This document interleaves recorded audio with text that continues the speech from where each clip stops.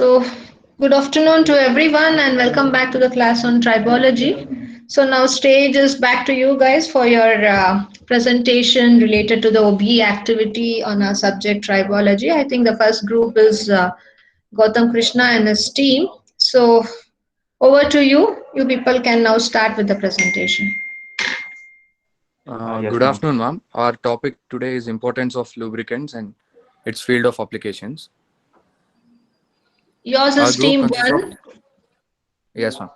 Okay. Group consists of myself, Gautam, Akram, Chaitanya, Ishant, and Shri Prasad. Okay. Next.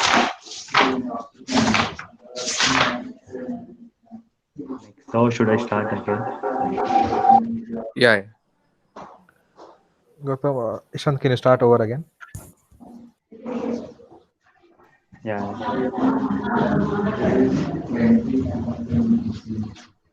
Ma'am, there's a lot of disturbance coming from your end, ma'am. No one is there, my dear, here. Okay, let me.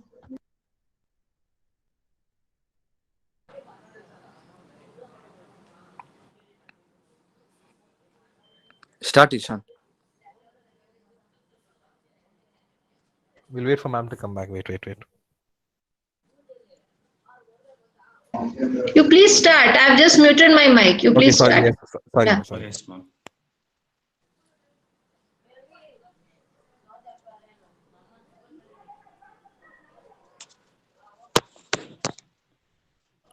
Good afternoon, ma'am. Our topic is importance of lubricants and its field of application. Our group consists of myself, Gautam, Akram, Chaitanya, Ishant, and Shri Prasad. Yeah, Ishant next.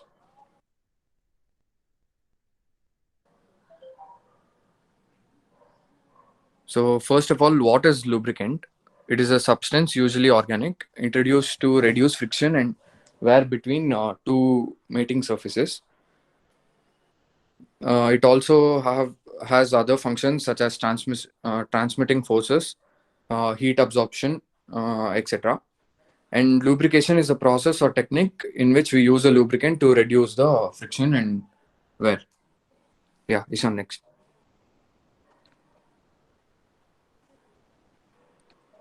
So coming to the importance of lubrication, first one is reduce friction.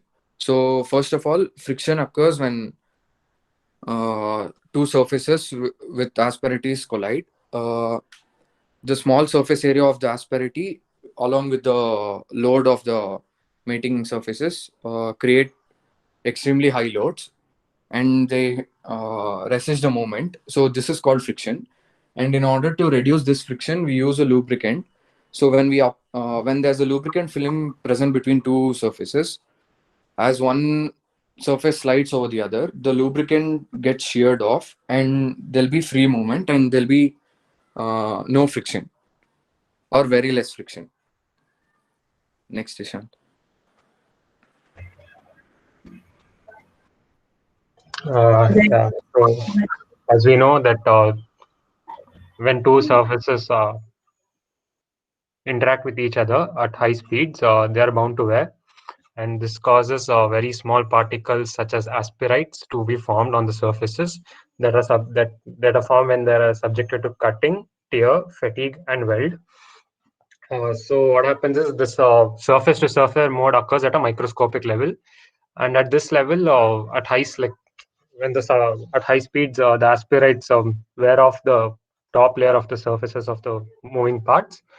So we use a lubricant so that the wear is reduced, and there is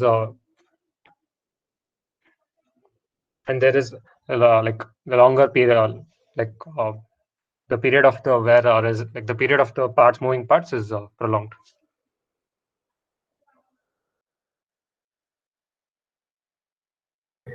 Remove heat. Lubrication reduces the heat generated when two surfaces are in motion. It smooths the process by forming a film between two surfaces, thus reducing the friction and also improving the performance and efficiency.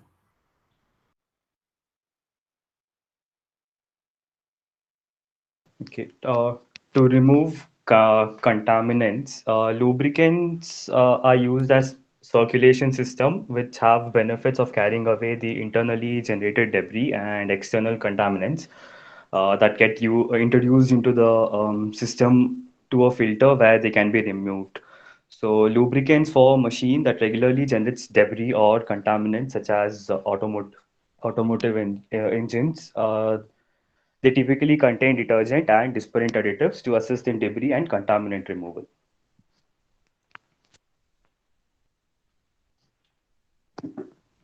Ma'am, some in some moving parts you have a high concentration of chemicals. So these concentrated chemicals they usually cause corrosion. So to prevent corrosion over here, by chemical corrosion or by high heat generated, the metals tend to get corroded. So to prevent corrosion, new lubricants are used, and these lubricants make sure that the corrosion doesn't happen by action of moisture and mild production environments. And but the issue with this is if the lubricant is continuously used, once it ages, the lubricants itself tends to become corrosive. So the lubricants have to be changed now and then.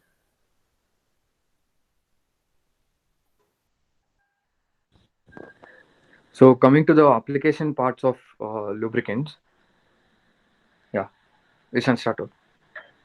Ishant, can you come back to the other slide?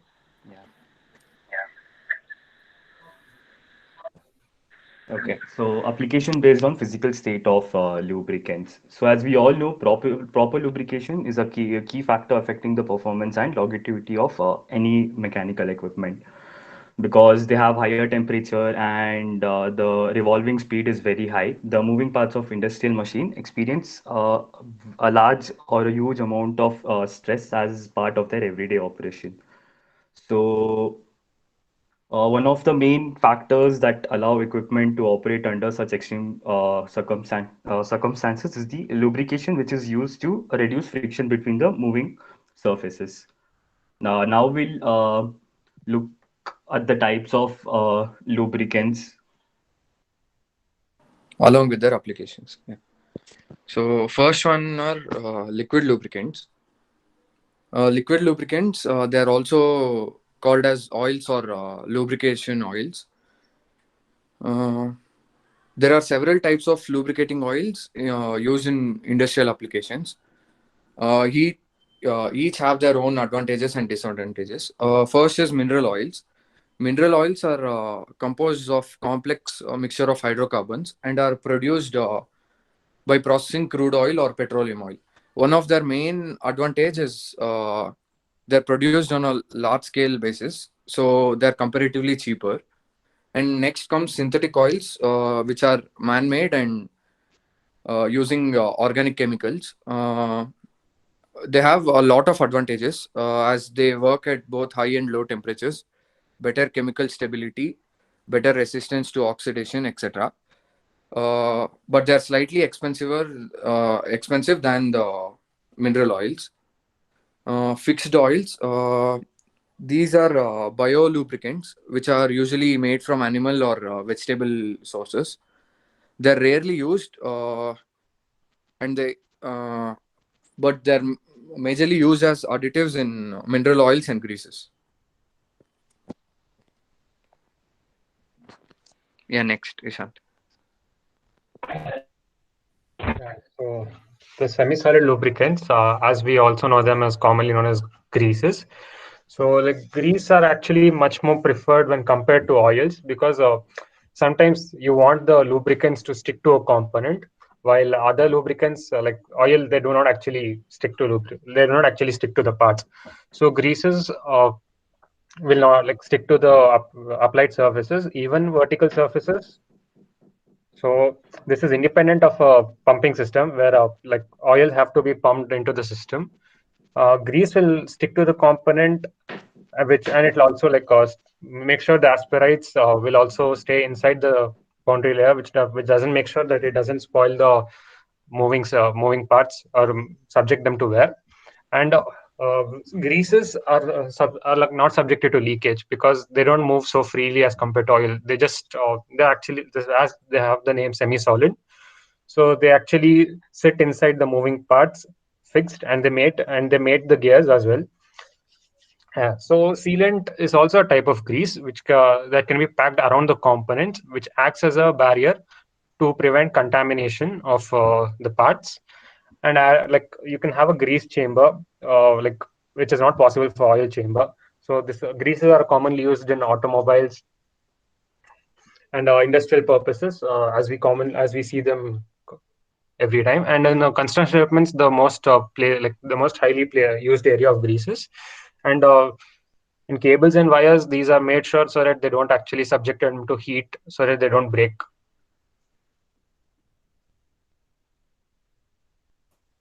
Next.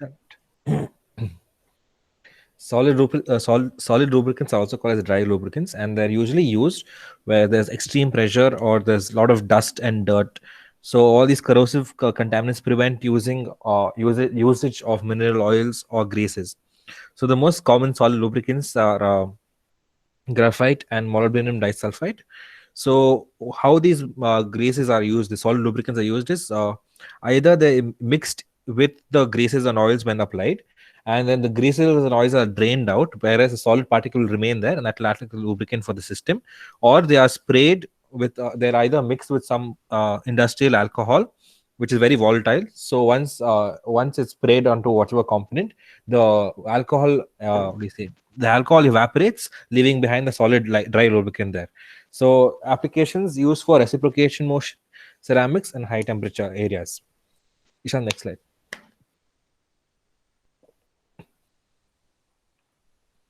Now moving on to the field of applications, ma'am.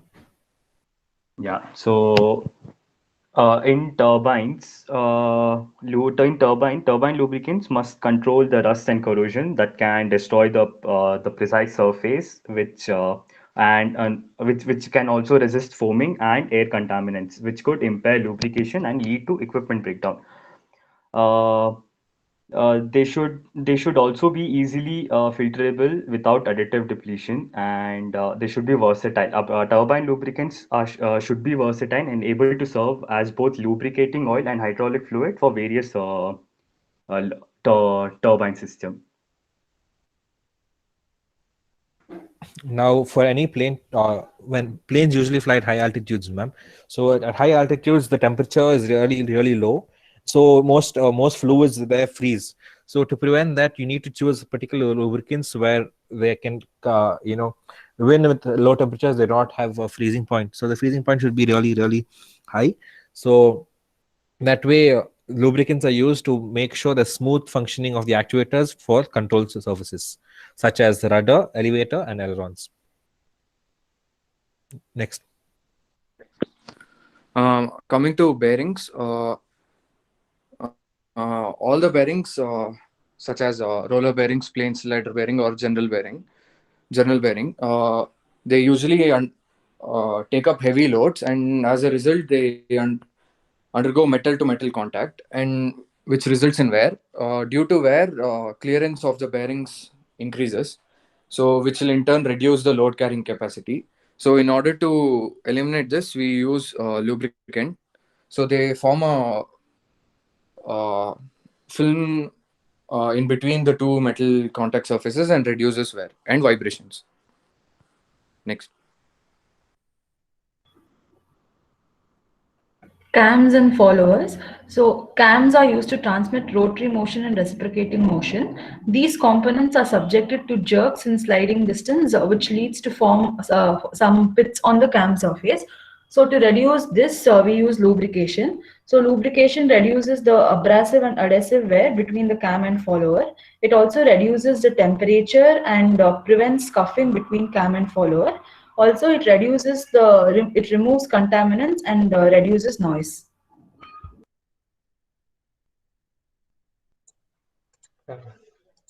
Transmission parts, our gearbox system, commonly known as, that's are found in automobiles. So in automobiles, we use lubricants known as engine oil, which ensures the smooth working of parts in the gearbox. This reduces the friction and reduces the internal heat generation of the transmission parts, as an automobile is subjected to constant varying speed at varying time.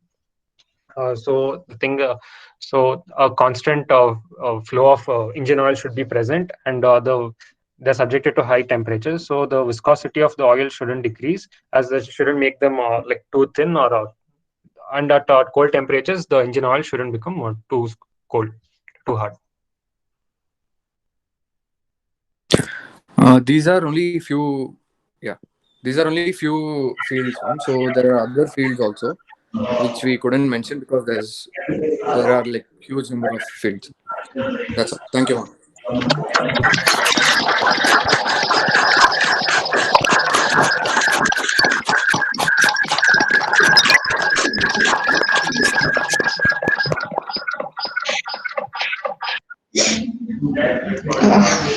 Okay, well presented by the team one. So I just want to ask you, what knowledge did you gain by just preparing the PPT and presenting here? Can you Ma'am, just yes, ma'am. Ma'am, we know now that Hmm. there are different types of lubricants. Hmm. Okay, and they're meant for different purposes, and the way they're applied for different components is also different for specific for every component. Mhm. And we know the kind of properties that each type of lubricant have, and we know in general what type of properties are required for a lubricant.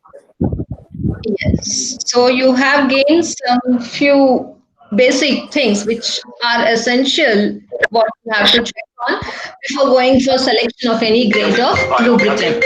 So again, depending Yes, ma'am. upon the application, the grade of lubricant, you haven't told anything related to the grade of lubricants, right? Okay. Ma'am, our Ma'am, topic it was was field actually of in the other topic, application ma'am, Okay, it was only the importance of lubricants, right? and field of and application. applications, ma'am. Okay. And because you had mentioned that in the other question, so we Okay, didn't want to okay, cover it. okay. No, no, no problem, no problem. But even that's okay. So the next team will forecast the other details. So now, Yes, ma'am. mainly, you were speaking about the debris and asperities. Can you tell me what you mean exactly by asperities? When does Ma'am, the there are, asperities come into picture? ma'am, due to surface roughness, ma'am, there are bit of bumps and valleys kind of stuff on the surface, which are very minute. Hmm. So when these aspirates, they have very less area, so they'll induce a lot of stress because stress is force per area. So area is very less, so the stress induced is very high. So this will cause a lot of friction and it'll generate heat, ma'am. Okay, so like whether the asperities will be more when you have like smooth surfaces across the contact, yeah, one smooth surface and one harder, yeah, all both are harder surface because of the material by which it is made in. Ma'am, there'll be more aspirates when the surface is hard, ma'am. Because when they're smooth, it'll be flat and even, so there'll be less aspirates. No, main thing which the problem arise when you have one softer material and other one is the hard material. Okay, so wherein the aspirate Yes, ma'am. is coming from the hard material will flow in into the soft material, wherein the problems arise more. Okay, so this is the thing. Fine, you have understood the concept related to the title given. Appreciate the work from your end in short period of time. I will Thank be you, ma'am. sharing the details of your marks later. So once you do the presentation, kindly put your PPT to the Google Classroom without fail. Yes, ma'am. Okay, Thank you, okay. ma'am. We'll do it. Yes, yes, Thank you, yes, ma'am. yes. Yeah. The Ma'am, next also, Thank you. ma'am, thing, when you're playing our PPT, ma'am, you can use slideshow and go through it, ma'am. yeah. The next team, please. Yes, ma'am. Yes, ma'am. Sumat, can you present your screen, ma'am? Yes, ma'am. Just a second.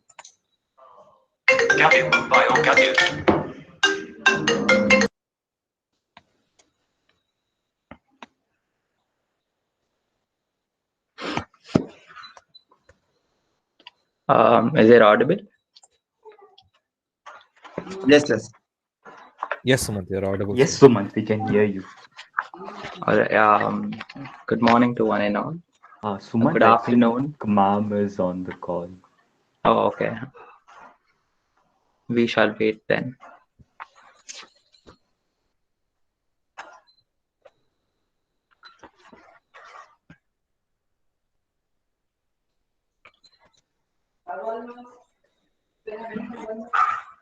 What's your team number before starting, Kanishka? Yeah, Number we Sumant, don't know. anyone? Okay, the The title is Classification oh, and Mechanism of Wear. Okay. yes, ma'am. Good afternoon to one and all. So our topic for today is classification and wear and mechanism of wear. So the different classifications of wear mechanisms are abrasive wear, adhesive wear, cavitation, corrosive wear, erosive wear, fatigue, and fret wear. These are the Just go most back to common. the previous slide just a second. Sorry for Okay, disturbing you. I just that's need okay. to take down the USN number 22, 37, 44, and 51. Yeah, go ahead. So these are the most common types of wear mechanisms that we see in everyday mechanical components. So coming to adhesive wear.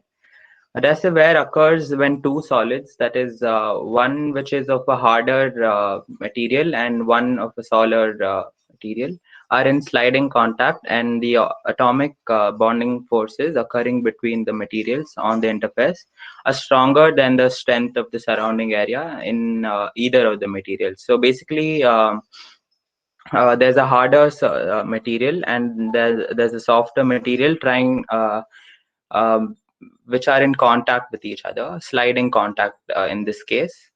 So the interface between them, that is when they two meet, there is an interface between them which is stronger than the strength of the surrounding area. And adhesive wear is one of the most frequently encountered types of wear. In adhesive wear, basically what happens is the shear starts in the weakest material, that is the where basically happens in the softer material. And Excuse me, Sumant. Sumant, could you take it a little slow, please? yeah, sorry. In adhesive wear, shear starts in the weakest material, and the fragment of a surface, that is the wear particle, is detached from one body and transferred to another, as you can see in this animation here. So this is the green substance is the hard material, and the blue is the softer material. So what happens here is when these two are in sliding contact, the atoms from the softer material uh, is detached from the softer material and transferred onto the harder substance. So that's what's explained here, and this is how the mechanism basically is. So if I have to explain the mechanism here, so what happens? So when two materials are in contact, there is due to the pressure and stress, that is the high pressure and stress between the two material, there is a micro weld that is formed because of the high temperatures in the contacting asperities. Here, so these two are basically glued together, and when they are when they slide off against each other, the harder the softer material loses whatever wherever the contact was, and this material is transferred onto the hard material, is what the mechanism is basically saying. And adhesive wear coefficients of materials are between 10 power minus 7 and 10 power minus 2, depending on the operational conditions and material properties. This is about adhesive wear. And moving on to abrasive wear. Prajwal, what? Are you there? Yeah. Good afternoon, ma'am. I'll be explaining abrasive wear. Abrasive wear is very similar to adhesive wear, and this occurs when hard particles slide or roll under pressure across a soft surface. So there is additional pressure here, and this usually occurs between two similar materials. And the difference in the two materials is the hardness, and this occurs due to the formation of oxides and other chemical reactions. The very well known reasons for abrasive wear mechanisms are mentioned below, and this includes micro cutting, micro plowing, micro fatigue, etc. And in abrasive wear, there are two modes of wears. Uh, Suman, next slide. The first one is two-body abrasion, and this occurs between two materials in contact. And as mentioned earlier, one of it is harder than the other. The normal load applied forces the harder particles to penetrate into the softer surface, which in turn causes plastic deformations. And for the harder surface to slide over the softer surface, the material is removed from the softer surface by microplowing and microcutting, which is one of the most common mechanisms, as mentioned earlier. And the other mode of abrasive wear is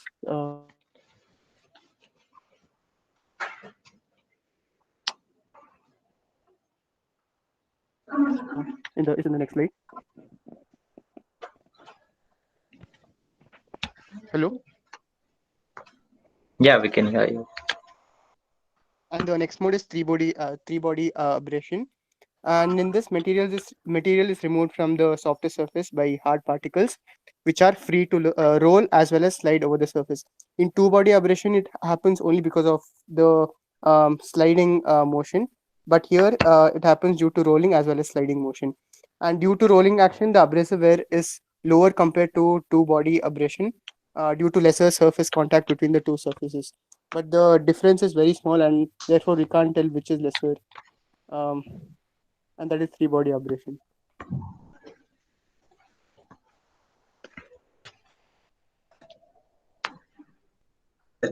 Am I audible?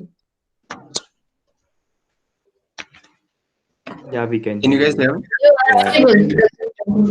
Okay. So I'll be dealing with corrosive wear. In corrosive wear, what happens is any component reacts with the corrosive agent around it. Right. When this happens, a protective layer is formed over the surface. During sliding friction, this protective layer also gets weared down over a period of time. So what happens is if the rate of removal of this layer and the rate of the formation of this layer is same, then we can deal with this type of corrosion wear as mild corrosion wear.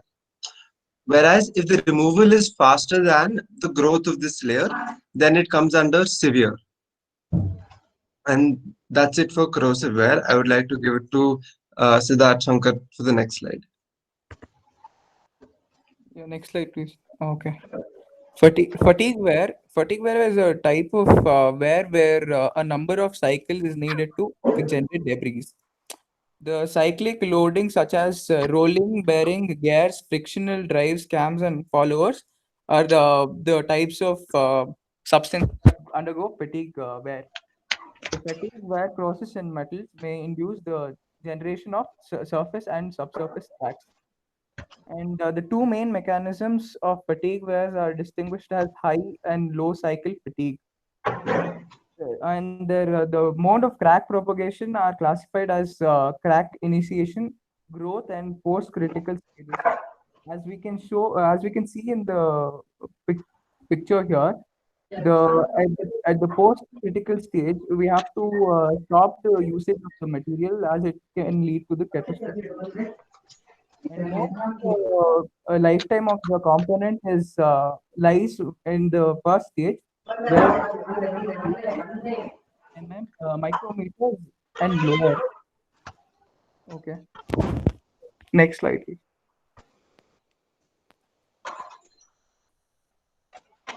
Cutting wear.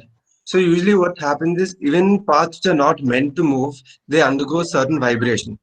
These vibrations have small amplitude and a high frequency. So when this happens, fretting occurs between components that are not intended to move, right? So due to this, there's a surface-to-surface type of wear, and this is mainly affected by the amplitude or the force, which is the normal force acting on the body, or the number of cycles, humidity, lubrication, etc., it's very difficult to avoid this kind of wear.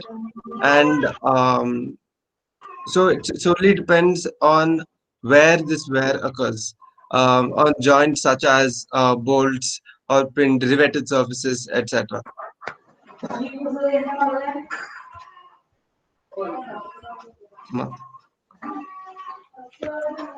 Thank you.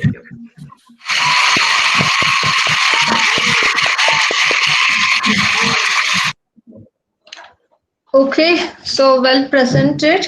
Your title was like classification and mechanism of wear. So, what did you understand by going through this topic and doing your groundwork for your presentation? We understood the different types of wear and how wear occurs in different materials and how bad of an effect it can have on everyday components that we use. Like even the most robust components that we use can go through a bad cycle because of wear. And usually when people think of wear, they only think of sliding and rolling friction, ma'am. Whereas there are these different types of wear. That's what we found out when we did this. Okay, so like now you're aware of all the classifications of wear which could come in when you have some relative motion across the contact area. So again, it depends upon the material. Can you just figure out like which are the major causes of wear and which is highly impacted across the surface as a drawback and which could be overcome with the help of lubricants? So can you tell me which are more worst in situation? So which are the major impact and which are the minor one associated with the types of wear what you discussed currently? Ma'am, the major impact that happens because of wear is one is adhesion wear and the other one is abrasive. These two are play a very major role in wear mechanisms. And the least impactful is fretting, but it like over the long run, fretting can actually be one of the major causes of wear. But again, adhesion and abrasive cause wear quickly, sooner than fretting. And there's other wear such as fatigue and corrosive, which are caused by like how we use. Like if we use a chemical, then corrosive wear is occurs. And fatigue, it happens in every. It's not that big of a deal. Okay, so have you thought about like what is the time period which usually is being needed when a fracture need to occur due to major impact of wear? Have you just gone through it? Don't know exactly the time period, ma'am, but roughly, like I'm asking you. The wear gets initiated if you don't come into picture or if you don't realize it just get increased and as the yes, ma'am. time approaches and finally it gets fractured or it becomes a scrap due to the maximum wear which is coming in. Yes, ma'am. But most of the wear it is caused because of an initiation of a crack, ma'am. If there's no crack, there's not much wear. But when the crack happens, that's when wear starts occurring. Yes, yes. So it depends on when the crack happens. So if you're putting a component under a lot of pressure and repeated cycles of pressure, then that's how fast the crack occurs. So it depends on when the crack is initiated. Yeah, it mainly depends upon the initiation of the crack. So after that, like usually if you go through any particular case studies wherein they have analyzed the wear, I have told you the analysis aspect of the wear and its mechanism also. There are different type of analysis what they go in depending upon the application. So if you go through that type of real-time case studies, right, related to the mechanism of wear, so there practically you'll come to know where after the initiation, which is the rough time within which an device could come into fracture. Okay, so that you can just check through some of the case studies. Fine. Yes, ma'am. Yes, and you guys also kindly upload your presentation to the GCR immediately. Ma'am, only one of us have to do it, no, ma'am? What? Only one person in our group has to do it, no, ma'am? Or all of us have to upload? No, no, no, no. Only one. In that, all your name and USN is there, no? Yes, ma'am. Per team, one PPT only. Not every individual will upload it. Okay, ma'am. Okay. You just mention your everything in your slide will be there, right? The title, the student's name, Yes, everything. So ma'am. accordingly, Yes, I ma'am. will share the marks for all the students. Yes, ma'am. Thank you, ma'am. Okay, okay. The next team, please.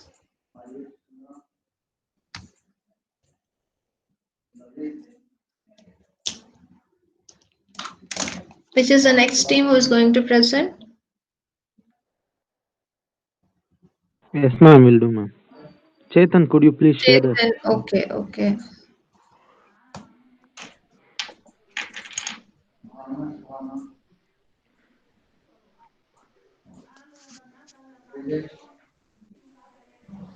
What's your title? Type.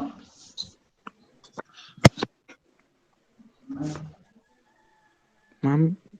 Yeah, Shall I'm we start, noting ma'am? down. Yeah, you please start. I'm just noting down your USN numbers. Okay, ma'am. Okay. Good afternoon, ma'am. Today our topic is types and properties of lubricants, and my teammates are Anil Kumar, Chetan, and myself, Dheeraj. Chetan, change the slide. Types of lubricants. First one is animal oils. Animal oils and fats are lipid materials derived from animals only. Physically, the oils are liquid at room temperature and the fats are solids. Chemically, both oils and the fats are composed of triglycerides. And the second one is vegetable oils. Vegetable oils are oils extracted from seeds, which means the part from fruits only. Next one is mineral oils. Minerals oils are the various colorless, odorless, light mixture of higher alkalines from minerals sources, which are hydrocarbons obtained from minerals. Next, synthetic oils, which comes from various chemicals. Greeks, semi-fluid lubricants, dry or solid lubricants means molybdenum disulfide or graphites. Chetan, next slide. And also solid lubricants and are also called dry lubricants. These are the materials, despite being in a solid phase, that are able to reduce friction between two surfaces, sliding against each other without need for a liquid oil medium. Uh, the two main lubricants are graphite and molybdenum disulfide. And semi solid lubricants means which is the most important gasoline, waxes, and other components of oil and fats. Liquid lubricants means which are extensively in applications that highly terms of speed and load size. Mm, Liquid lubricants are the most dominant type of lubricants in markets. Next, synthetic lubricants means which are chemically compounds that are artificially made. Synthetic lubricants can manufactured using chemical modified petroleum components rather than a whole crude oil, but also can synthesized from other raw materials also. Next, I'm handing to Anil Kumar. Yeah. I'm going to explain about some properties of lubricant. First one is viscosity. Viscosity, as we know that every liquid have a viscosity, which is nothing but it is a resistance offered by the liquid in subsequent layers of the liquid layer. Um, like high viscous liquids cannot flow, which are examples like olive oil or grease, and the less viscous liquids like water can flow easily. And second property is like on oiliness. Oiliness is a ability of a lubricant by virtue of weight. Uh, they offer low coefficient of friction. Low coefficient of friction with the same liquids. And it is a measure of by which the lubricants stick to the surfaces of the machine parts. Like third one is stability. In stability, for lubricants, we mostly need stability, like thermal stability and chemical stability. Stability is nothing but retention of the properties of the lubricant. Chetan, next slide. Chetan, hello. Yeah. Corrosion stability. Corrosion stability. Most of the lubricants which have a disadvantage like corrosion of material. Uh, a lubricant should be uh, a lubricant should not be more corrosive. Mm, it should be it should be stable from corrosive point. And next properties will explain by Chetan.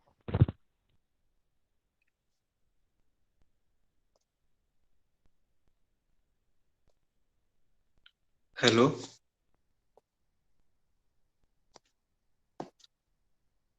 Yeah, we can get. Yeah, kindly present. Yeah. Thermal stability, like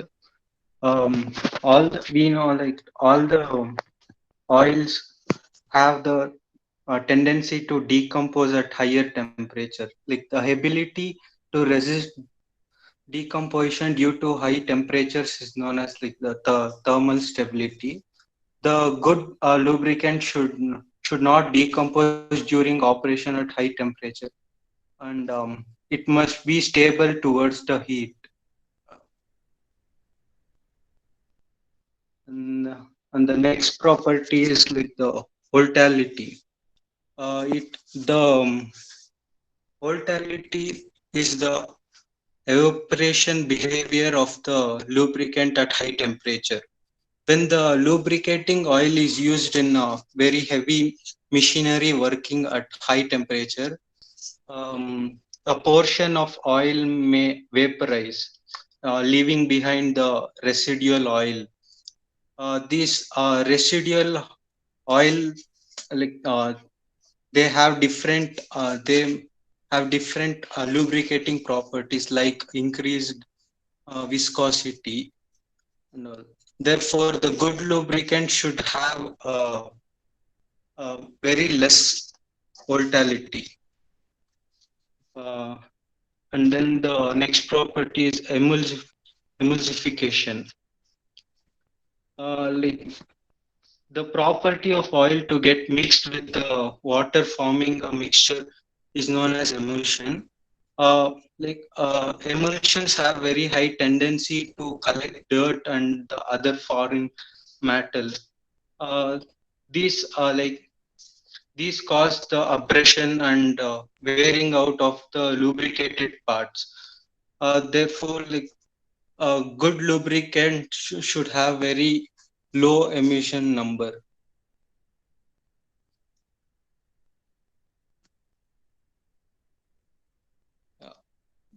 Thank you.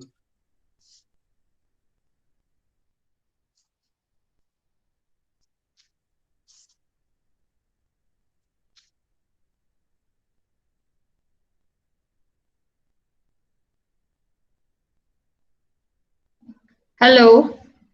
Hello. Yeah, what was your topic? It was like types and properties of lubricants, right? Yes, ma'am. Yeah. What knowledge did you gain by doing some groundwork for your presentation work? We got to know like there are One at a time. we got to know about the different properties like based on what we need to what all properties we need to see by selecting the lubricants and Did you check any real-time case study on selection of lubricants?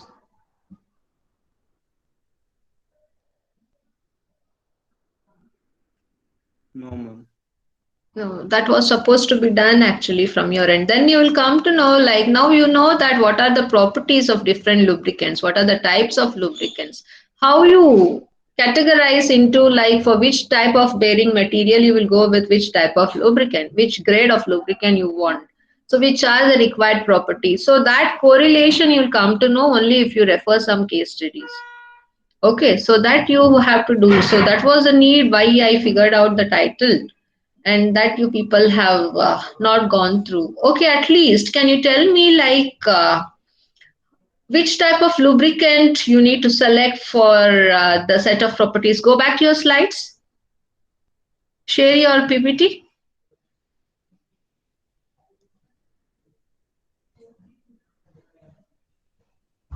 Be quick.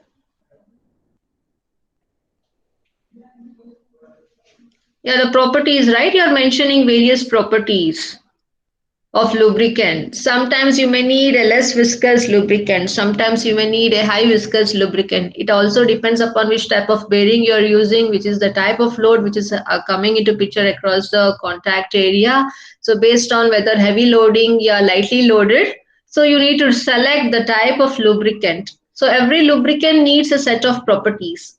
So which are the minimum properties a lubricant should have? Can you just speak on it?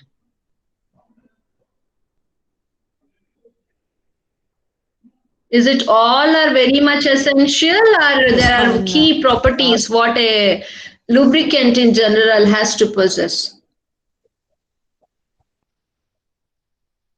There are some key properties, ma'am, like viscosity, stability, Mm, and oiliness are some key properties, ma'am. Like in bearings of automobiles, mm, there will be high load, ma'am. So mm. we need high viscosity, and oiliness of the lubricant, ma'am. Okay. Still, if you would have had one case study, that would have been better. So try to do a little bit of groundwork further so that it provides you a knowledge totally which lubricant you can select for which type of requirement. That I have told you in case of our class also with respect to some examples. I thought you will give the case studies related to all the type of lubricants that will fetch more information for a real time requirement, because usually there'll be huge lot of specifications for every grade of the lubricant. So based on your requirement you will see that whether the specification is mapping and you'll go with that grade of viscosity lubricant basically. And again it depends upon what are the set of properties you are in need for specific type of requirement. So based on those set of properties you need to select the grade on available viscousness of the lubricant. So selecting becomes a difficult task if you don't have a scheduled data with you. So if you do the minimum groundwork before purchasing a lubricant, right? So these are the availability which is mapping as per your requirement. So then you can directly go and purchase the required lubricant. If you go wrong in selecting the lubricant, even though the design of the bearing is good, the material selection for the bearing is good, right? Even though the load applied is completely bearable, if the lubricant what you have selected is wrong, so then the reliability of that particular bearing will come down. The life of that will come down. So you should be very careful in selecting the lubricant. So these properties and types really plays a very vital role. So you should be very keen enough and you have to go with some real-time applications. Okay. Okay. Yeah, you kindly share your PPT to the Google Classroom. Any one of you, either of the three, anyone can share me the PPT in the Google Classroom. Okay. Sure. Yeah, next team, please be quick. Yes, ma'am.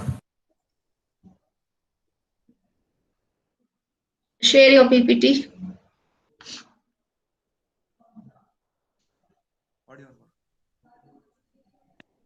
Hello.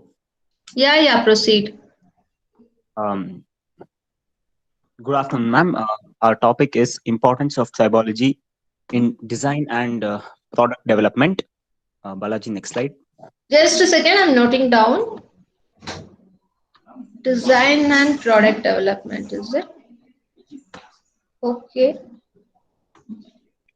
USA number 10. Just go down. Go back. 10, 19, 33, 52, and 61. Yeah, please start. Now, coming to the question, what is tribology first? Tribology is the science that deals with friction, lubrication, and wear of surfaces which have relative motion with each other. The word tribology comes from the Greek word tribos, which means rubbing.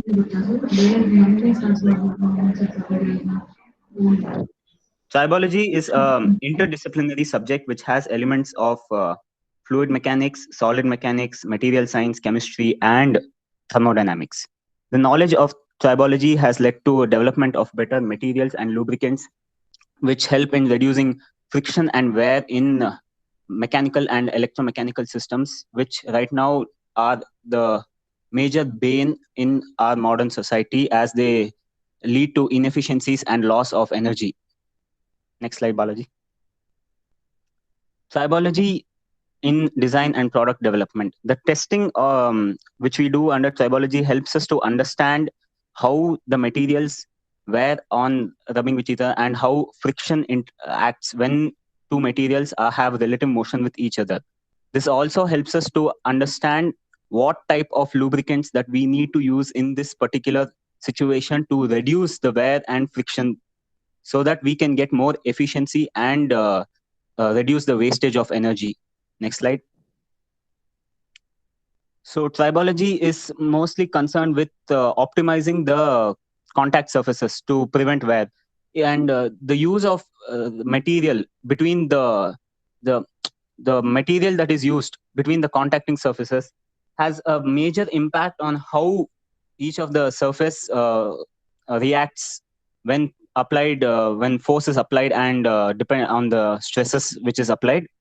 The use of friction and wear optimized materials can greatly improve industries as they can reduce the downtime and maintenance that is required to be done on the machines. Balaji, next slide. Now, Balaji will be giving the brief introduction on the various applications of tribology. Thank you, Nikhil. So yeah, tribology plays a very big role in our day-to-day lives. So as you can see, it has applications in various fields such as automobiles, drilling and hardware equipment manufacturing, biomedicals, aerospace, aeronautics, even racecrafts and many such other fields. The main application of tribology in design is comes down to bearings, gears, cams, brakes, and seals. Scrap, sorry, Siddharth will talk next. Okay, so talking about bearings, in mechanical systems, bearings are used for supporting the various rotating elements like shafts, etc. A special feature of journal bearings is that it makes metal to metal contact only in two conditions, one at the start of rotation and other at the end of the rotation. Only in these two conditions wear of journal bearings occurs and is maximum and significant. Often such failures occur in absence of sufficient lubricant hydrodynamic film thickness due to relatively low speed. Bala, next slide. Learning tribology cultivates an understanding that at low speeds, the main purpose of oil is the lubrication, and high viscosity oil will be preferred to low viscosity oil. While at high speeds, the major purpose of oil is to act as a coolant, and low viscosity lubricants are preferred to carry away frictional heat of operation. Here, lubrication is a secondary consideration.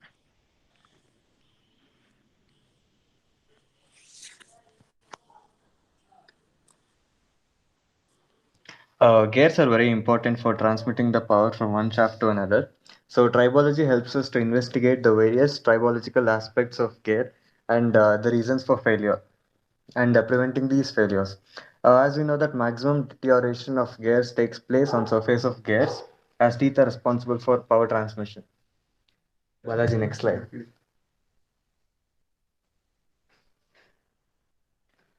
Gear failure takes place when the teeth loses its shape. Major causes of gear failure are friction and scuffing, and this can be avoided by using lubricants or harder gear profiles or different coatings on the gear tooth.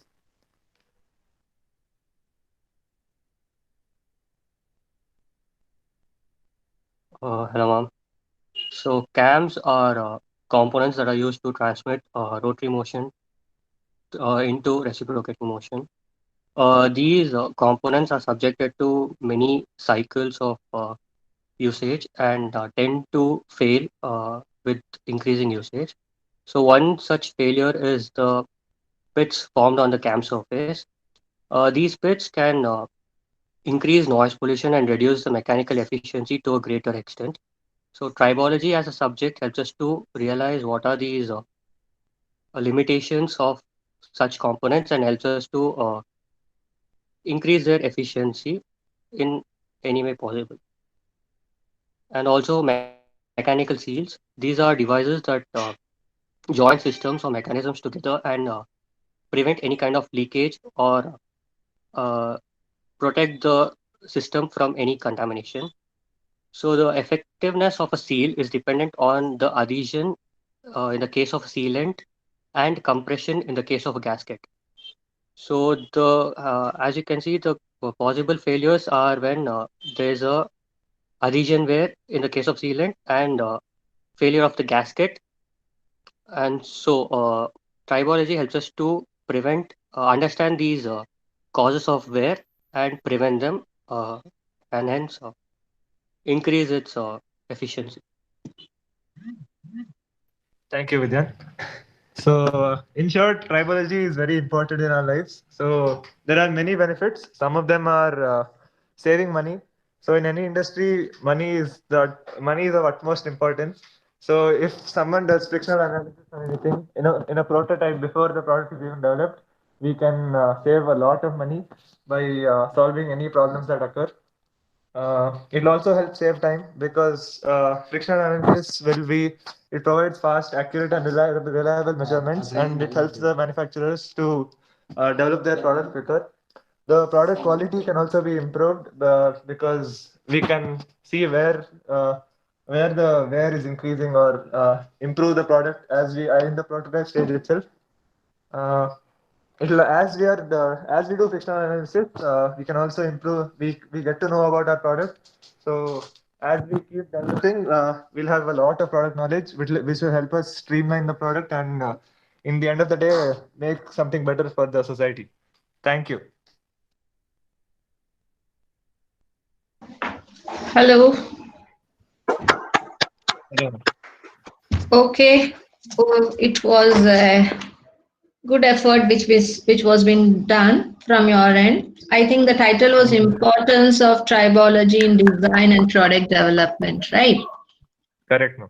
So what did you gain knowledge? What is the basic importance of tribology if you want to design any new product? Suppose you want to design a new pen as per some innovative concepts. So what is the impact of tribology on designing a new pen? Can you just tell me an example for this?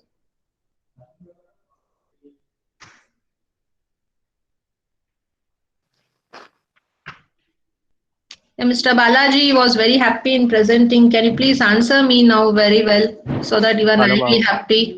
Yeah.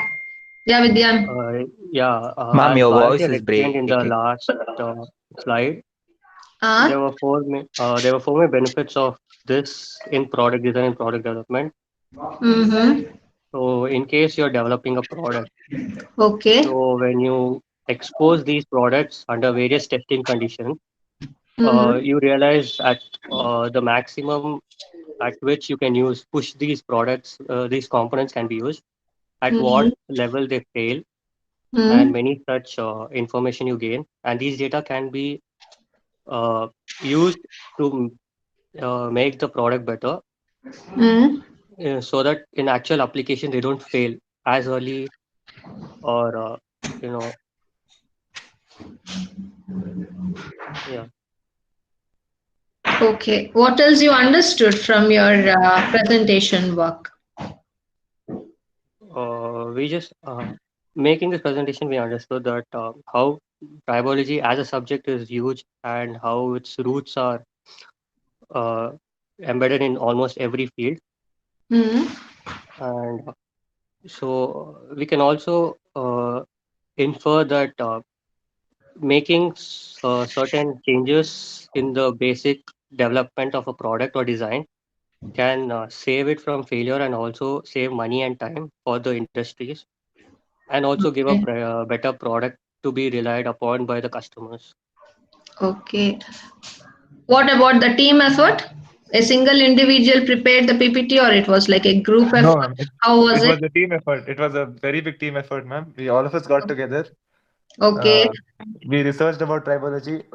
We just thought it was an elective at the end of the day, but we found out the importance of tribology in our lives and the role it plays in our day-to-day lives. It is such an important topic. So yeah, we learned a lot about tribology, ma'am. Okay. So some were presenting only for the sake of marks. Even the title was that in one of the teams. So I just asked how was the effort given by the No, ma'am. others. This was a very big team effort, ma'am. Yes. So you will realize the importance when you start working on it. Okay. So it is a small type of trial. So wherein you can know the importance of tribology as a subject in various stream of Yes, engineering as well. correct. So fine, it's good. So can we take one Thank more, you. or we will end here and take the remaining sessions tomorrow? Ma'am, can we please end Ma'am, it? we have lab, ma'am. Okay, no problem. Tomorrow, I think I have first star class, is it? Take now, ma'am. We will do. So we'll take Can tomorrow. we have a round of applause for all the teams that have? What? Now. Okay. So it was a good effort from each and every individual with respect to the team as well. So all have given their best of presentation and gained some knowledge also related to the topic which was assigned to you guys. So I think the remaining batches will carry forward in tomorrow's class. Since you have lab, Roshan, you want to present today? We don't Hello? want to carry forward, ma'am. We don't want to carry forward. Okay, if you want to present, I'm here. You can do it. And before that, see that everyone type your name and USN. If I call now the attendance, it takes time for others who have the laboratories. See that you write your name and USN in the chat room before you leave. And those who have completed now the presentation, kindly upload the PPT in the GCR immediately. Yeah, Roshan, you can share your screen. Okay, ma'am.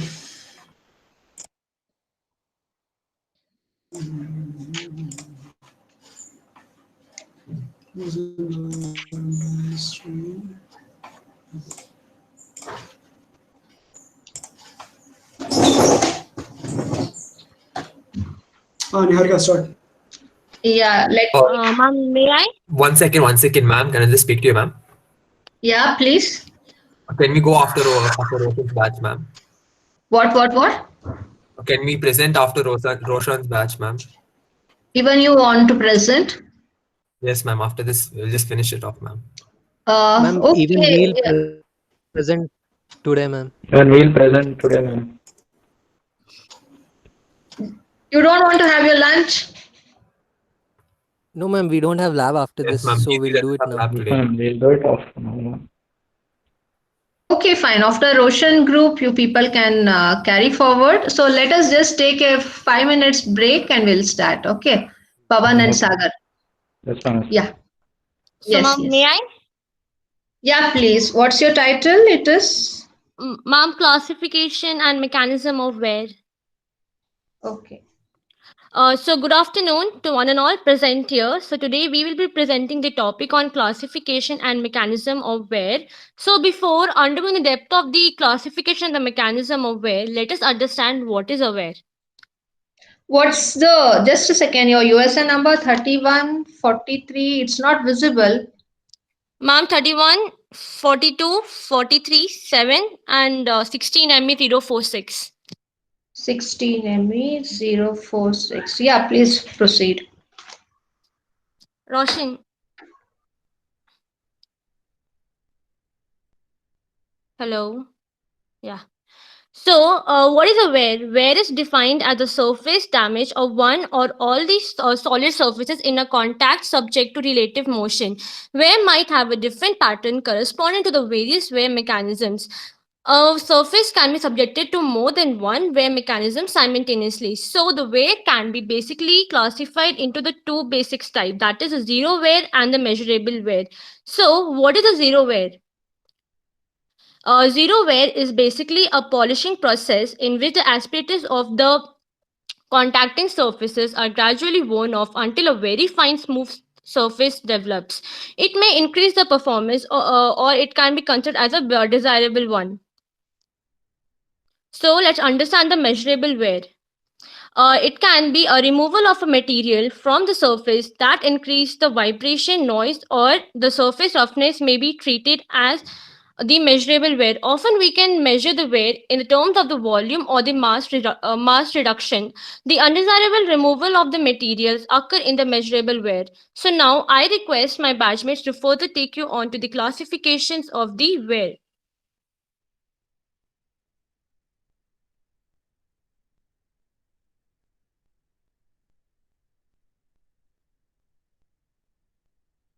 Okay, start.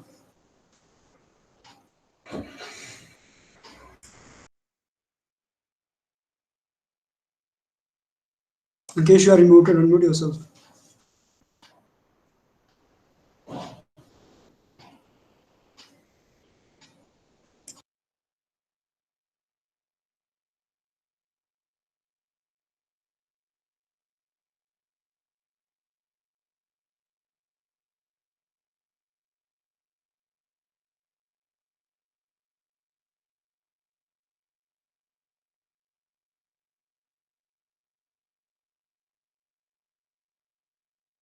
Is not audible.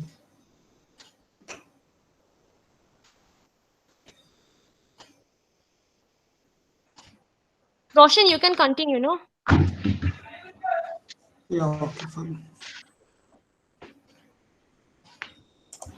Yeah, anyone please continue. Okay, we will go for the abrasive wear.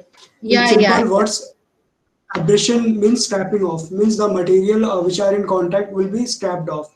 So it's something called as cutting, where occur when hard materials slide and roll under pressure across tooth surface. Hard particle sources are mainly dirt, dirt particle, metal wear particle, and particle introduced in housing when filling of tube. We can observe this when we see when we take the example of a rolling bearing. So while in rolling bearing, if we take a lubrication and with the lubrication, if some particles are going in the bearing, so it may start damaging the wear. Scratching is a form of abrasive wear which is characterized by short scratch lines in direction of sliding. This type of damage is usually light and can be stopped by removing of contaminants that caused it. Basic mode of abrasion wear are mainly of two types, two body abrasion and three body abrasion that was done by other group. So we didn't take much about that. Following a few well-known reasons for abrasive wear mechanism: micro cutting, sharp material cut softer surface, cut removed as wear debris. Micro fracture generally occur in brittle. Fracture occur due to merging of number of smaller cracks. Micro fatigue, when a ductile material is about by a blunt piece, the one surface is repeatedly loaded and unloaded. The failure occur as fatigue.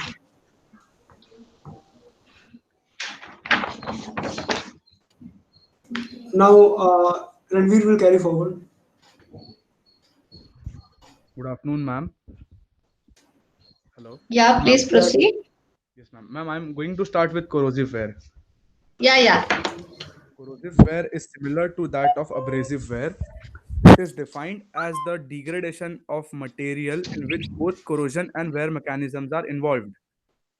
Corrosive wear occurs when the environment surrounding a sliding surface is corrosive and interact chemically with the sliding surface. Therefore, this wear is also known as chemical wear. Roshan, next slide. Now, cavitation wear. Localized impact of fluid against the surface during the collapse of bubbles is known as cavitation wear. Now, erosive wear. The damage produced by sharp particles impinging on an object is called as erosive wear. Particles in water and eroding the rocks over which river flows, or the erosion of both rope and stone pulley when rope continuously slides over the pulley, are some of the common examples of erosive wear. On the Fretting fretting wear. wear part, continue. Fretting is a small amplitude of oscillatory movement that occurs between contact surfaces, which are usually nominally at rest. One of the immediate consequences of the prices in normal atmospheric condition is the production of oxide derbies. Hence, the term fretting wear or fretting corrosion is applied to the phenomena. Fatigue wear. It is attributed to multiple reversals of contact stresses occurring due to cyclic loading, such as rolling bearing, gears, friction drives, cams, and followers. At the start of bearing operations, the rolling bearing rely on smooth, undamaged contacting surface for reliable functioning. A certain number of rolling contact cycles must elapse before surface defects are formed, and there is formation in terms of contact fatigue. Once the rolling surface of a bearing are pitted, its further use is prevented due to excessive vibration caused by pits passing through the rolling contact. Ankesh, are you ready? Is your mic working? Yes, Roshan, I'm ready. Okay. Now Ankesh Hello. will be doing the adhesive part. Yeah, proceed. Look, can you bring this slide?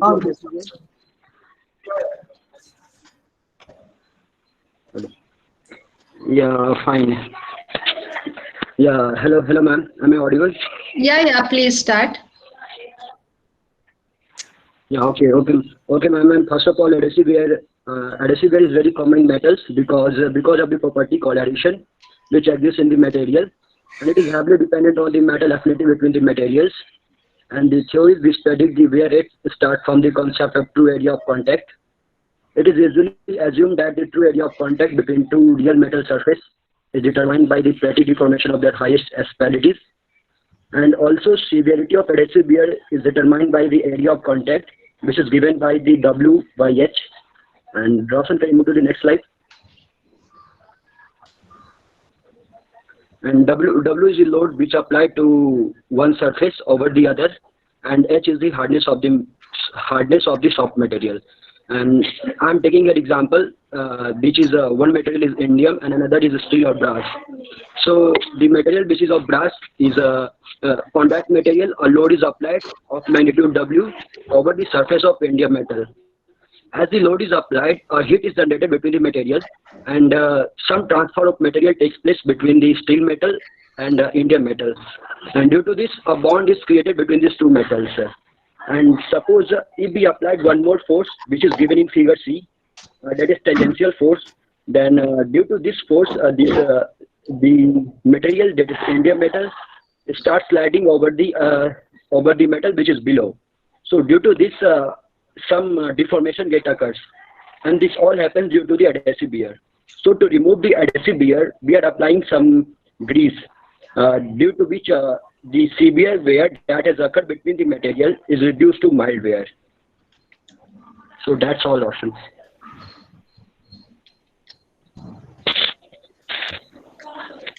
Fine. What knowledge did you gain? And Still something is there to present? No, ma'am. It's over now. Okay. So this title was presented by the other batch as well. So what knowledge did you gain by knowing about the classification and mechanism of wear? Which type Yes, of ma'am. Here wears we get to know. are the worst and which could be overcome? So just speak about that.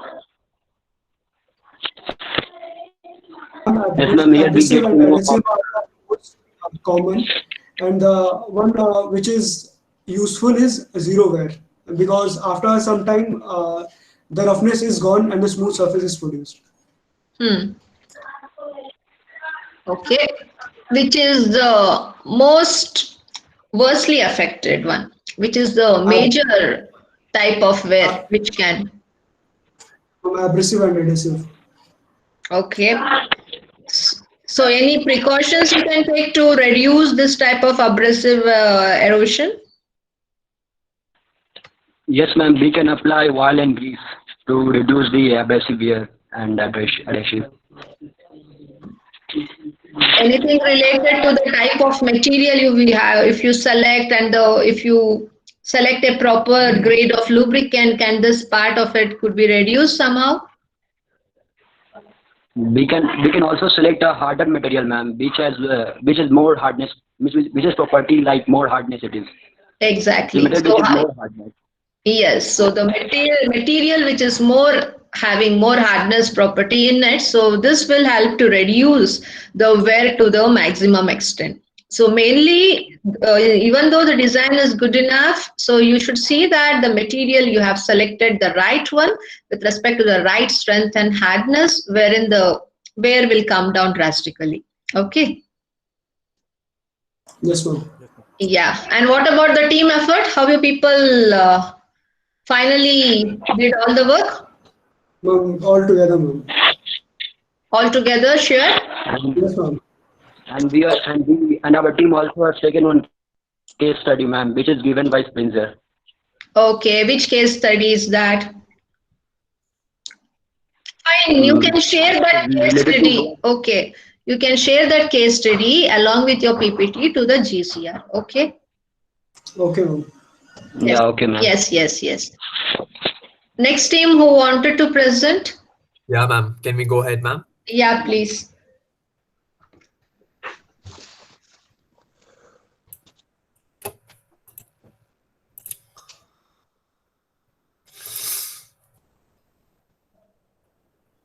Junaid? Yeah. Yeah, I'll start now. Yes. Good afternoon, everyone. We selected the topic importance of tribology in design and product development, and it is presented by Abdul Khalik, Vivian Varun, and myself, Mohammad Junaid. What is tribology? Tribology is a science that deals with friction, Abdul, lubrication. Varun, and who else? Mohammad Junaid, ma'am. Okay. Yes, ma'am. Yeah, done. What is tribology? Tribology is a science that deals with friction, lubrication, and wear in all contacting pairs. And the knowledge about tribology helps us to improve service life, safety, and the reliability of interacting machine components and yield substantial economic benefits, such as cost and all other things. It is not an isolated science, but rather than a complex, multidisciplinary endeavor where advances are made by collaborative efforts of researchers from fields including mechanical engineer, manufacturing, material science engineer, chemistry and chemical engineer, physics, mathematical and biomedical engineer, computer science, and more. We will next slide. Yes. Now we will talk about the problem faced by an tribologist. The greatest challenge which is faced by a tribologist is that the friction and the wear values cannot be easily transferred from one system to another. Example, from a tribological test rig to a real application. The most important, I think, the most difficult part of tribologist is the comparison between measured values are only feasible when based on a very similar typological system. and the tribological behavior of material can only be estimated for specific applications based on modeling and simulation testing, provided that the specific operating conditions of the applications and the test environment are the same.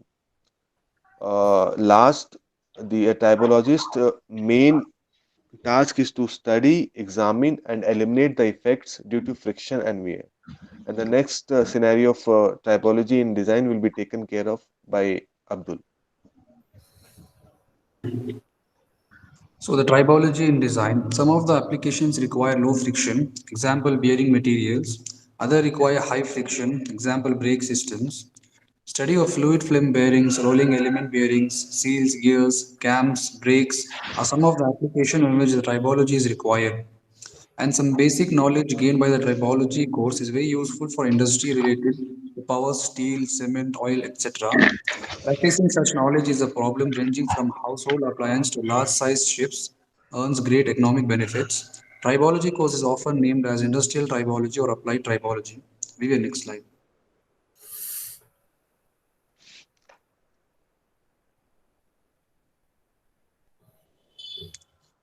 When designing experiments describe friction and wear, tribological testing can be placed into one of the six main categories, from field test in category 1 to the simplest laboratory model test, category 6.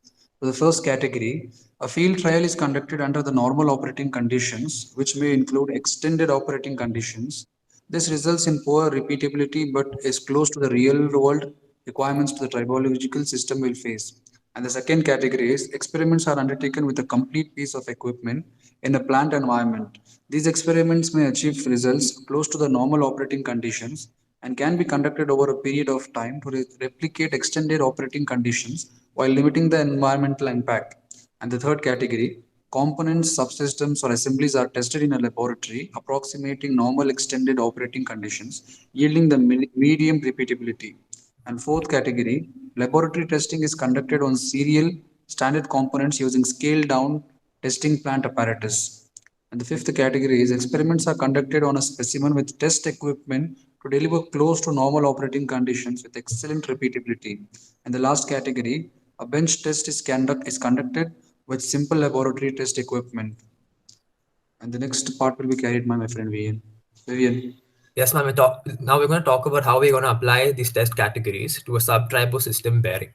So a tribological testing of bearing materials can be divided into four main categories. Product performance descriptions, which would include categories 4 and 3 to ensure the transferability of results. Production manufacturing monitoring, including categories 6 through 4, with category 3 also being a possibility. Customer-related testing of bearings may include categories 3 to 5 through 5, keeping in mind that category 5 is relevant only if the test can be adapted as close as possible to the application. All categories may be used to support material designers, with lower categories in early stages of development for pre-selection and higher numbered categories coming into play as the subcomponents and the final product are available. So in conclusion, this tribological system is composed of the collective stress operational inputs, system structure, and functional and loss outputs. The collective stress includes technical and physical load parameters, including load, sliding speed, and duration, along with the movement and temperature conditions stressing the system structure. The system structure is determined by the property profiles of the substantial elements, including the base, opposing body, and the ambience, and the intermediate medium. Tribology shows us that it is an important aspect in product development and design. Thank you.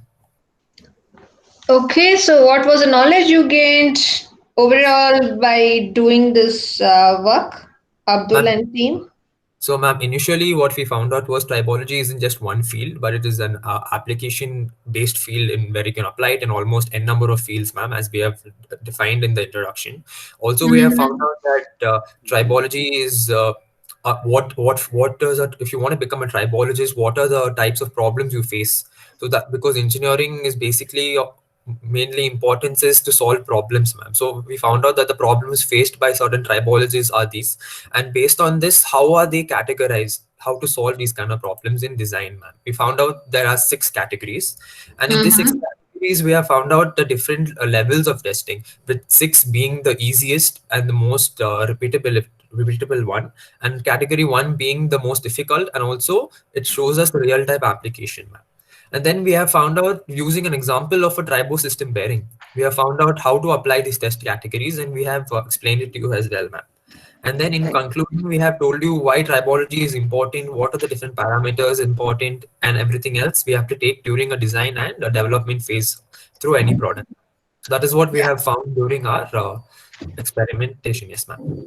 Yes, so it is neatly presented. You have done your groundwork. You were able to identify the problems faced in actual by some tribologists. So that is an good effort what is being done. And later you have spoke about the available the other categories and options. So that's fine enough, and you have done a proper work as per the title which has been given. So I appreciate the work done by you guys. Thank you, ma'am. Right. Yeah. Even though the title was same, you have presented in a different way. So, like, have you referred some of the just case studies or some research papers as well? Ma'am, we tried to refer some research papers, but they were all requesting access, ma'am. So we didn't have enough Okay. time to do it. Yes, So ma'am. Yeah. if you Yeah. give us another chance, we can try it out, ma'am. Okay. Okay. Okay. No problem. So you can kindly share your PPT to the GCR immediately. Yes, ma'am, I'll do it, ma'am. Okay. Yeah. Thank Yeah. you. Yeah. Yeah. Yeah. Done. Thank you. Anyone Thank you, ma'am. else who is interested to present? Yes, ma'am. We'll present, ma'am. Yeah. Yeah. I think you people are the last team, no? Yes, ma'am. Yes, ma'am. For today. No, Okay. ma'am. We are also left. You want to present it today only? Yes, ma'am. Okay.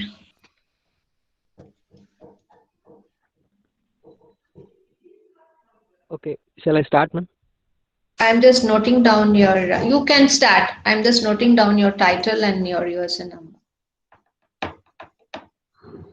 You please Good start. afternoon, ma'am. We are a group of 3 members. Myself, Sagar, and other 2 members are Subramanya and Pawan. We'll be presenting the topic importance of surface coating for wear and corrosion resistance. Next slide. Yeah, proceed. Kindly go for next slide.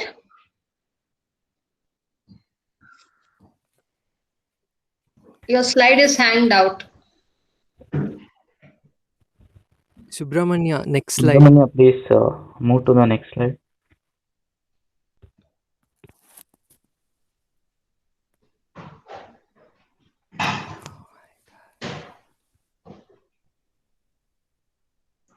Just give him a ring. I think he might not be there in front of a PC.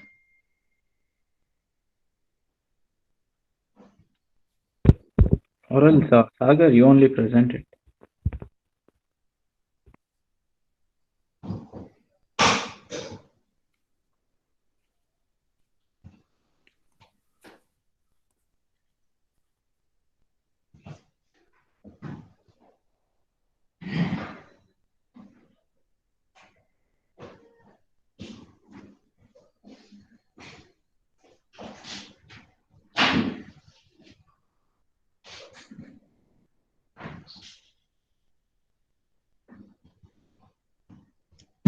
Or else the other team kindly present until you guys, if you have any problem as such.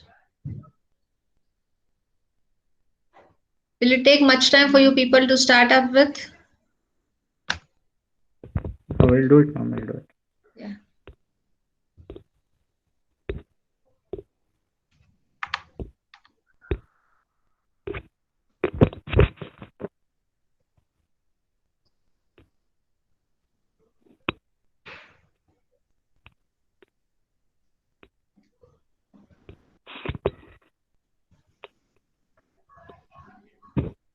Ma'am, or else let the other team do it. Yeah, that's what I told. Let the other team kindly do it. Be quick. It's, yeah.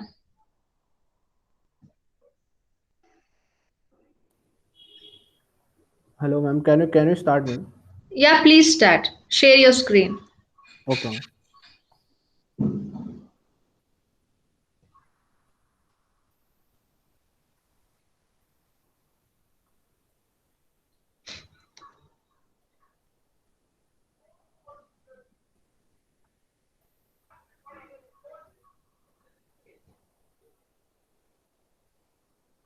Good morning, everyone. So today our tribology presentation is based on the topic origin of friction and reducing friction in metals and non-metals. So these are my group members. In the next slide, I'll show you how the friction originated and how it was first discovered. So at first, there was a scientist, Leonardo da Vinci. In 1493, he documented in his notebooks about sliding friction and its laws. But unfortunately, these laws could not be published, so it remained hidden till then. So the next scientist, Guillermo Amontos, in 1699, these laws were again rediscovered by him, and so these laws became known as his laws, Amonton's laws of dry friction. Next, he presented that the nature of friction in terms of surface irregularities and the force required to raise the weight pressing the surface together. After that, there was another scientist called John Theophilus Desargues. In 1734, he recognized that there was also a role of adhesion in friction. He studied the microscopic forces that cause the friction surface that cause the surfaces to stick together due to adhesion, and he proposed that friction was the force necessary to tear the adhering surfaces apart. Uh, and after that, this study was further developed by another scientist called Charles Augustin de Coulomb. In 1785, he investigated the influence of four main factors in friction. The first one was the nature of materials in contact and their surface coating. Next was the extent of the surface area, and after that, he investigated about the normal pressure or load, and then he investigated about the length of time that the surface remained in contact. So this was the first initial study that was originated the study of friction. And further, there were many other scientists, those that carry forwarded this study. So there was another scientist called John Leslie in during his period of 1766 and 1832. He noted that there was weakness in the views of Amontos and Coulomb. So he knew that if friction arises from the weight being drawn up the inclined plane of successive asperities, then why doesn't it balance through the descending of the opposite slope? So in his view, friction should have been time independent process of flattening, pressing down asperities, which created new obstacles in what were the cavities before. So there was another two scientists, Frank Philip Bowden and David Tabor. In 1950, they studied friction in microscopic level, and they studied about the actual area of contact between the surfaces, and he knew that there was a surface fraction, a small fraction of the apparent area. This actual area of contact was caused by the asperities, which increases with pressure.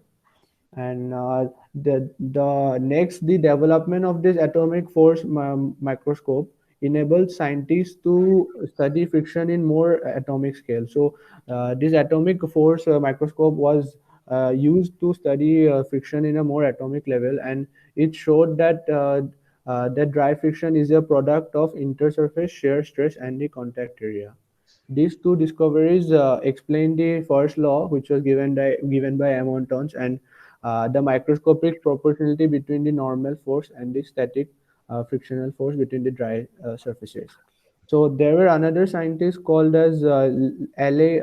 Sosnicky and Sharkabov and Komisarov, who showed that this frictional force was proportional to both the contact and the volumetric load, if the volumetric load caused the cyclic stresses. So the next slide is on reducing friction in metals and non-metals, which will be done by my friend Nirav. Good afternoon, ma'am. And in reducing the friction in metals and non-metals, we can reduce it by making the surface smooth by polishing. The friction is due to the roughness of surface. So if we make the surface smooth by polishing, then the friction can be reduced. For example, like in swimmer wear suits which reduce friction resistance. Since these suits are particularly made with a particular type of material where the friction is reduced as much as possible. And another, we can use lubricants. In lubricants, so basically we can make use of oil or grease which is applied between the two moving parts of a machine. So basically a thin layer of oil and grease will be formed between the two rubbing surfaces, hence separating both the material surface. Hence the friction is reduced and the movement becomes smooth. The another we can make by reduce is by making the body or a body of a particular material a streamline. Since a streamline shape allows air or water to flow around it easily, offering the least resistance. For example, comparing a boxy old car which you used to use in old generation to new cars, new sports car that we use, which are more streamlined and hence offer less resistance and provides more speed. The next slide will be covered by Rishabh.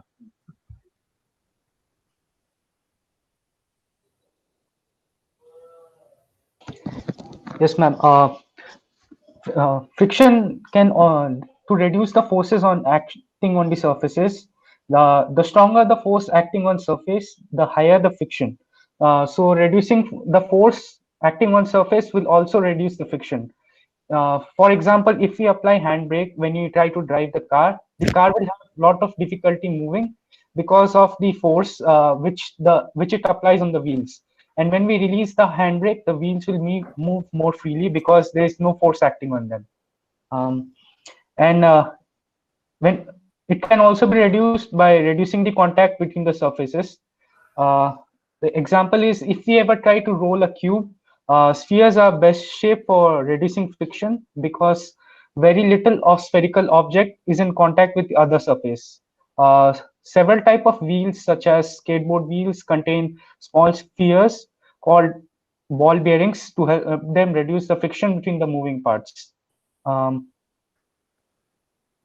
We can also witness the effect of ball bearings by comparing the friction between sliding a book on the table and then doing the same, but using marbles between the book and the surface of the table. Then we notice how the marbles start to act as ball bearings, which help to reduce the friction between the surface. Thank you.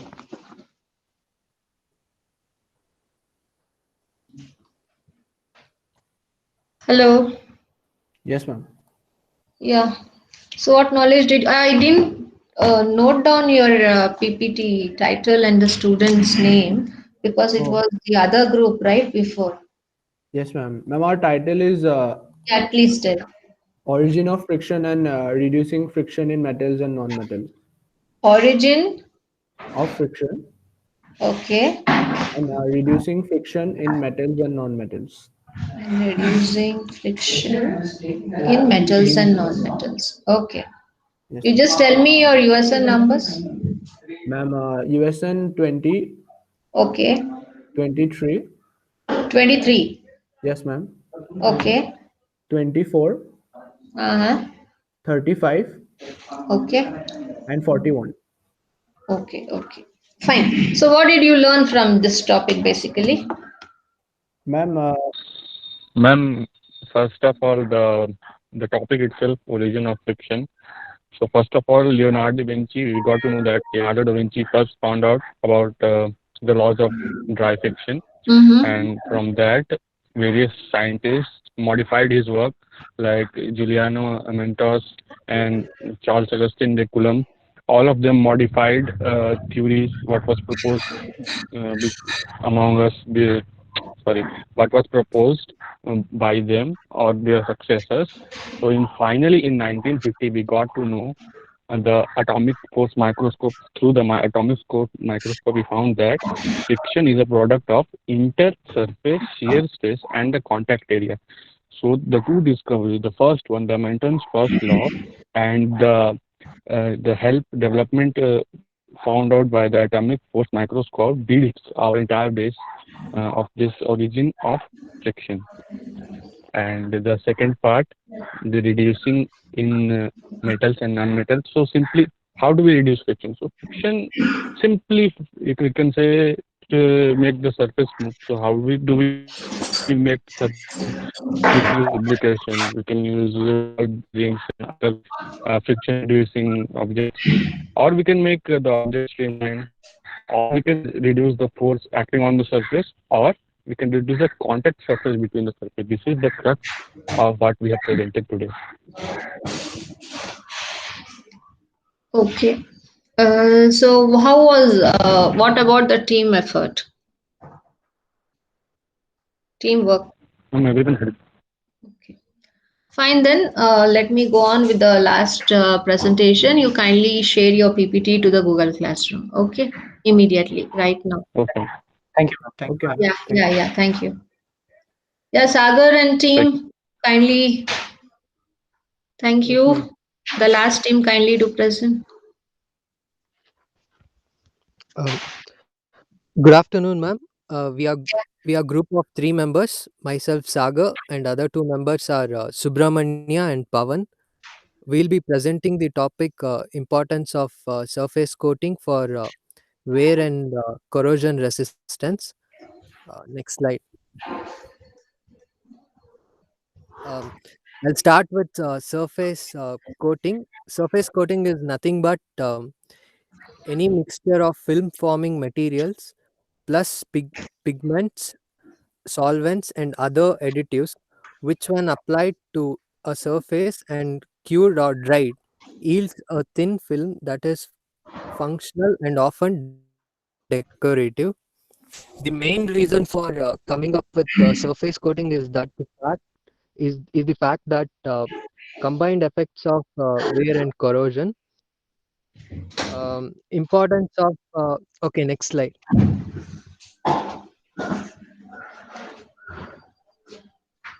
Importance of coatings are it is required to achieve desired characteristics, and it helps in surface modification. Moreover, coating provides higher melting temperature, maintain high hardness and strength at elevated temperatures, better erosion and wear resistance, higher resistance to corrosion and oxidation. Rest will be carried on by other 2 members. Thank you, ma'am. Yeah, please proceed. Good afternoon, ma'am. I'll be presenting the next slide. Importance of surface preparation. Surface preparation is the most important factor affecting coating system performance. Surface conditions affecting coating life. Presence of oil or grease, presence of salt or other chemicals, presence of dust or dirt, presence of corrosion products, presence of old coatings will affect the present coating conditions. Next slide.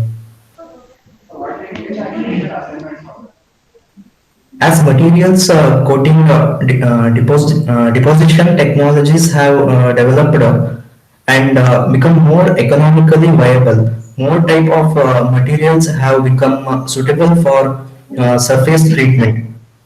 Surface modification processes are applicable to control friction, improve surface wear, corrosion resistance, and change the physical or mechanical properties of the component. The traditional methods are painting, electroplating, galvanizing, thermal, and plasma spray. Advanced coating technologies are physical vapor deposition, chemical vapor deposition, ion beam assisted deposition, ion beam mixing, and laser treatment. Next. Advances in physical and chemical vapor deposition processes and advent of direct energy techniques like electron and laser beam processes have yielded new possibilities of a wide range of coating specialization, hot tipped zinc coatings, and that provides excellent protection of steel from atmospheric corrosion to sustainably more advanced Batch. Yeah, please proceed, Subramanian. development applications such as the nanocrystalline diamond coatings that are employed in the creation of extremely hard faced cutting tools. Next will be continued by Pawan.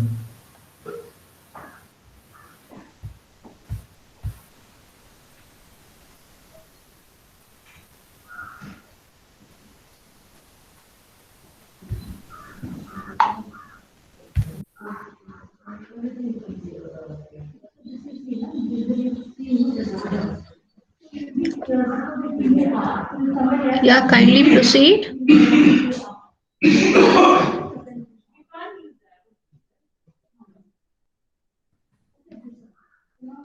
One second.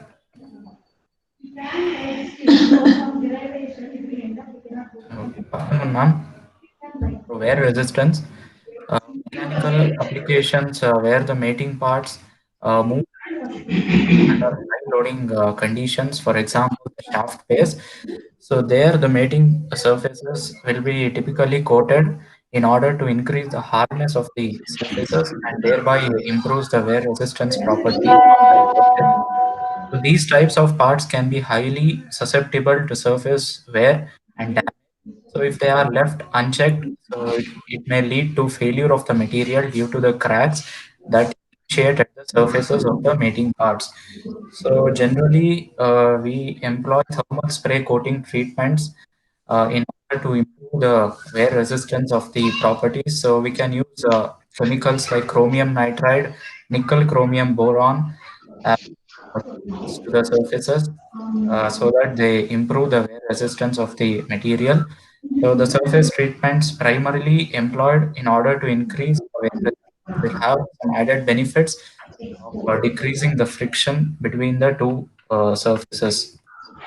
And then these coatings will create an exceptional finish with a very low surface roughness value, and hence the friction between the parts will be as low as possible. And now going on to the corrosion or the oxidation resistance, which we employ the surface treatment process is to protect the surface from corrosion when it is used in a chemically hostile environment. So the most commonly used process is the hot zinc plating process in order to protect the surface from the corrosion. And we can use some other coatings such as the thermal spray coating processes in order to improve the corrosion resistance properties of the material one. And then there are different ways to control the corrosion of the material. The altering the metal by alloying, that is, we can use highly alloyed and expensive stainless steels rather than by using a plain carbon or alloy steel. And by changing the environment, and we can control the electrochemical potential by the use of cathodic or anodic currents. And we can also use some organic or inorganic coatings corrosion of the materials. And the different methods to control the wear are we can make the relatively smooth solids to slide over other relatively smooth surfaces, and we can make the hard or the sharp substances to slide on other softer surfaces, and fatigue of the surfaces by repeated stressing fluids with or without the suspended solids but with respect to a solid surface. So this completes the presentation. Thank you. Okay, so what is the knowledge you guys got after doing this work? Uh, with surface coating, we can improve wear and corrosion resistance. Yeah. So in what way? Can you just tell in simple words? Usually when we coat the surfaces, so they improve the hardness of the materials, ma'am. So by doing that, we can improve the resistance properties, ma'am. Yeah. So you have different surface coating techniques also. So you have to think about which is the best coating technique which is required for a particular application. So based on that, you have to go further with coating, wherein you can reduce the wear and corrosion which come usually in picture when it is in contact with the other surface with respect to the open atmosphere.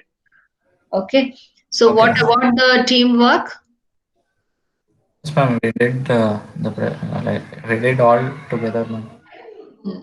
Did you refer any case studies or some research papers related to surface coating?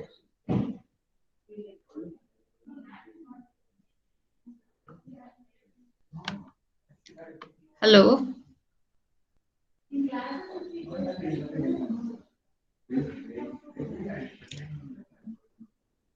Did you people refer any research papers or case studies? Yes, ma'am. Yes, No, ma'am. ma'am. Okay. Was it the case study or research paper? It's a research paper, ma'am. Okay, okay. Which journal? I haven't noted the name. Okay, okay. Always try to, if you're referring the research paper, see that you refer a qualitative paper. Okay, so Okay. plenty of research papers will be available. You have to try to get either the Springer publications, your Sage publication, your Elsewhere publication, your IEEE publications, where you can rely on the data what they have given. Blindly, which is available on the net, that will not fetch you any knowledge in actual, truly telling. Okay. So see that if you do something, kindly do and qualitative work. So that will really put you somewhere at the end of your all curriculums with respect to quality and with respect to the knowledge what you gain. Okay. Yes, okay, ma'am. Yeah, yeah. Done then. Everyone kindly take care. So we'll meet on tomorrow's class on morning 8:30 a.m. So you people don't forget to share your PPT in the Google Classroom right now, immediately. Yes, ma'am. Yes, ma'am. Thank you, Okay. ma'am. Yeah, yeah. Thank you. Have a good day. Bye Thank bye. you. Thank Bye you. bye bye. Bye.